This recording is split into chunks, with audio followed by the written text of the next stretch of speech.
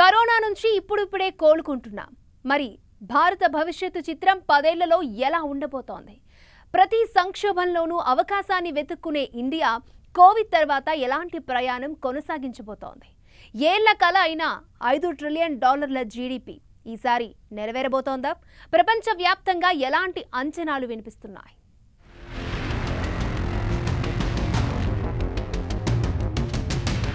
హళారే అనిపించనున్న భారత భవిష్యత్ చిత్రం.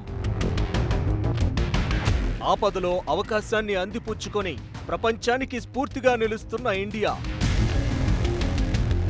కరోనా దెబ్బకు ఆర్థిక వ్యవస్థ అతలాకుతలం. రాబోయే దశాబ్దంలో ఎలాంటి మార్పులుంటాయి? ప్రపంచాన్ని శాసించే స్థాయికి ఎదగబోతున్నామా? కరోనా ప్రతి ఒక్కరి జీవితాలను తలకిందులు చేసింది. మార్చి ముందు, మార్చి తర్వాత అన్నట్లు అయ్యాయి దేశంలో చాలా మంది జీవితాలు. మహమ్మారి దెబ్బకు ఆర్థిక వ్యవస్థ కూడా అల్లాడిపోయింది. ఎప్పుడూ చూడని సంక్షోభంలో చిక్కుకుపోయింది దేశం. ఇలాంటి తరుణంలో ఇప్పుడు నార్మల్ అవుతోంది కాస్త పరిస్థితి. అయితే రాబోయే 10 ఏళ్లు ఎలా ఉండబోతోంది పరిస్థితి? ప్రపంచ పటంలో ఇండియా స్థానం ఏంటన్న చర్చ వినిపిస్తోంది ప్రతి చోట. కోవిడ్ చేసిన మంచి కూడా ఉందన్నది మరికొందరి అభిప్రాయం. కష్టమంటే ఇండియా ఎలా రియాక్ట్ అవుతుంది, తన కష్టాన్ని దాటుకుని ఎలా అండగా నిలుస్తుందన్నది ప్రపంచానికి తెలిసి వచ్చింది ఇప్పుడు.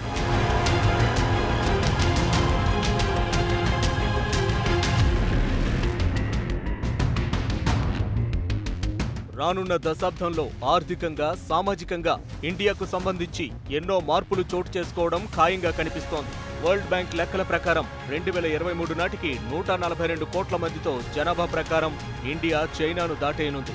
పని చేయగలిగే సామర్థ్యం ఉండే జనం లెక్కల విషయంలోనూ, భౌగోళికంగా, రాజకీయ విషయాల్లోనూ, వాతావరణ హెచ్చుతగ్గుల విషయాల్లోనూ, ఆర్థిక వ్యవస్థ పురోగతి విషయంలోనూ రానున్న 10 ఏళ్లలో చాలా మార్పులు కనిపించడం ఖాయమన్న అంచనాలు వ్యక్తమవుతున్నాయి.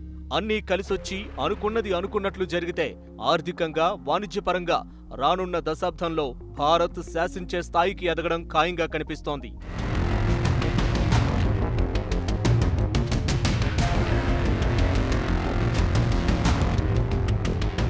ఇండియాకున్న పెద్ద అడ్వాంటేజ్ యువత. పనిచేసే వయస్సున్న వారి సంఖ్య ఎక్కువగా ఉండటం రానున్న 10 ఏళ్లలో ఇండియాకు కలిసి రానుంది. భారత ఆర్థిక వ్యవస్థ అభివృద్ధిలో యువత పాత్ర చాలా కీలకం.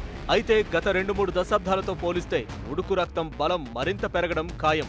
2011 నాటికి 20 ఏళ్ల నుంచి 59 ఏళ్ల మధ్య ఉన్న వారి సంఖ్య 50.5% ఉండగా 2021 నాటికి 55.8% ఉంది.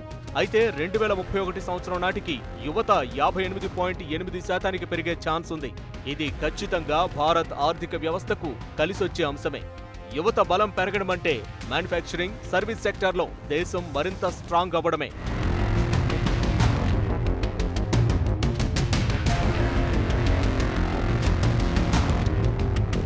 అలలు కూడా అప్పుడప్పుడు సరైన తీరాలకు తీసుకెళ్తాయన్న ఓ కవి మాట ప్రకారం ప్రతి సంక్షోభం ఇండియాకు సరికొత్త లక్ష్యాన్ని నిర్దేశించింది. ఆ దిశగా ముందుకు నడుపుతుంది కూడా. ప్రపంచంలో ఏ దేశానికి లేని శక్తి యువత రూపంలో ఇండియా దగ్గరుంది. కష్టపడే వాళ్లున్నప్పుడు కష్టమన్న మాటెలా వినిపిస్తుంది? యువతే ఇప్పుడు భారత ఆర్థిక వ్యవస్థ బలోపేతానికి కారణం కానుంది. రానున్న 10 ఏళ్లలో వ్యవసాయ రంగంలోనూ పెను మార్పులు ఖాయమన్న అంచనాలు వ్యక్తమవుతున్నాయి. ప్రస్తుత ప్రభుత్వం తీసుకుంటున్న చర్యలు, రాబోయే రోజుల్లో ఇండియా వైపు చూసే పెట్టుబడులు, ఇలా అన్నీ లెక్కవేస్తే వ్యవసాయ రంగంలో పెను మార్పులకు ఈ దశాబ్దంలో శ్రీకారం పడనుందన్న అభిప్రాయాలు వినిపిస్తున్నాయి. వ్యవసాయ ఉత్పత్తులు పెరగడంతో పాటు గిట్టుబాటు ధర విషయంలోనూ కీలక మార్పులు చోటు చేసుకుంటాయని పలువురు అంచనా వేస్తున్నారు.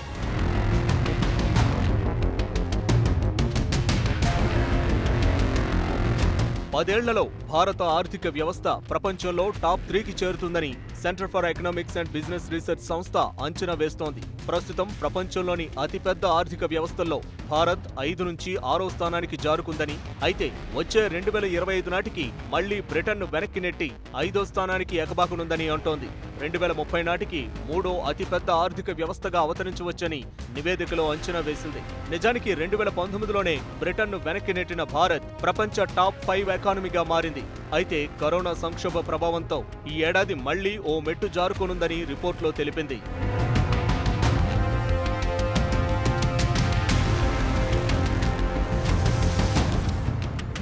Centre for economics and business research సంస్థ అంచనాల ప్రకారం ఈ ఏడాది భారత జీడీపీ వృద్ధి రేటు 9% పుంజుకోవచ్చు. 2022లో 7% వృద్ధి నమోదయ్యే అవకాశం ఉంది.